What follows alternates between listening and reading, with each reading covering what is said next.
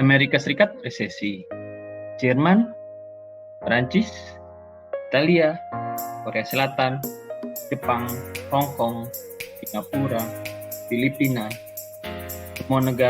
hampir semua negara besar menyatakan bahwa mereka mengalami resesi ekonomi. Beberapa hari yang lalu temen gue ada yang DM di Instagram gue @yusufarsandika minta tolong untuk dibahas mengenai resesi. Apa itu resesi? Apakah Indonesia masuk resesi? Kalian harus simak video ini.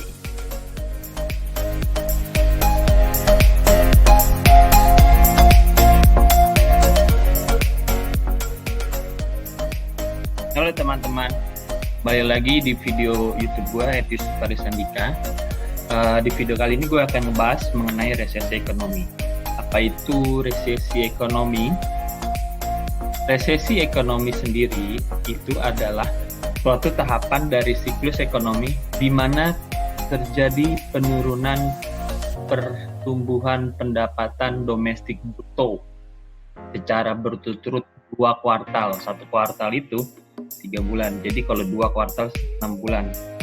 Jadi negara-negara tadi yang mengalami resesi itu secara tertulis sudah mengalami penurunan PDB, pertumbuhan PDB secara 2 kuartal. Jadi ibarat kata kalau kayak manusia, negara itu diibaratkan manusia, pendapatannya itu terus turun secara 6 bulan berturut-turut. Nah, kita ngebahas dulu apa itu siklus ekonomi. Siklus ekonomi itu ada recovery, ada prosperity, ada peak atau puncak, ada resesi, dan di bawahnya resesi depresi. Jadi di mana resesi ini akan menuju tahap depresi. Kalau udah tahap depresi bisa dibilang krisis kayak gitu. Lalu berikutnya apa sih penyebab dari resesi itu?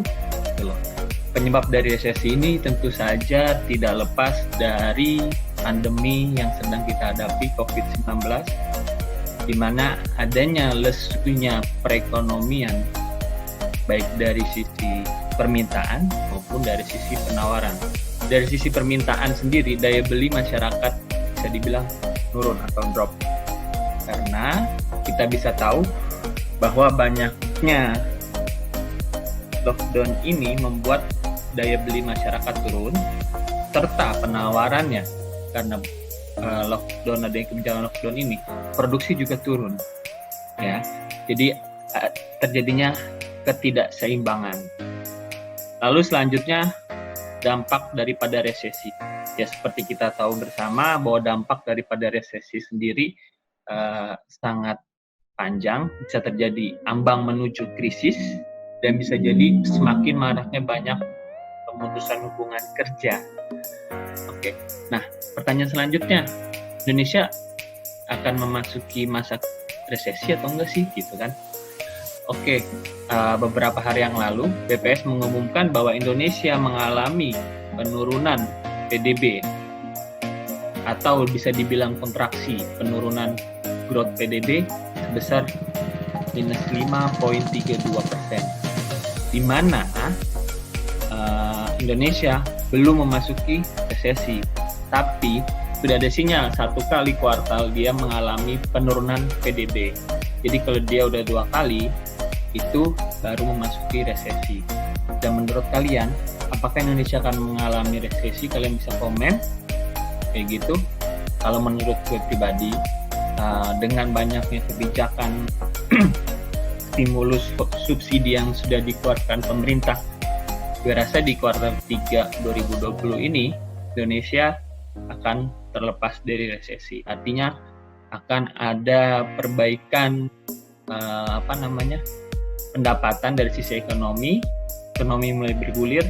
Ya kita doakan aja semoga program pemerintah semua bisa berjalan dengan sangat baik, karena pemerintah saat ini sedang berupaya sangat keras bagaimana bisa menjalankan perekonomian tanpa mengabaikan adanya protokol kesehatan.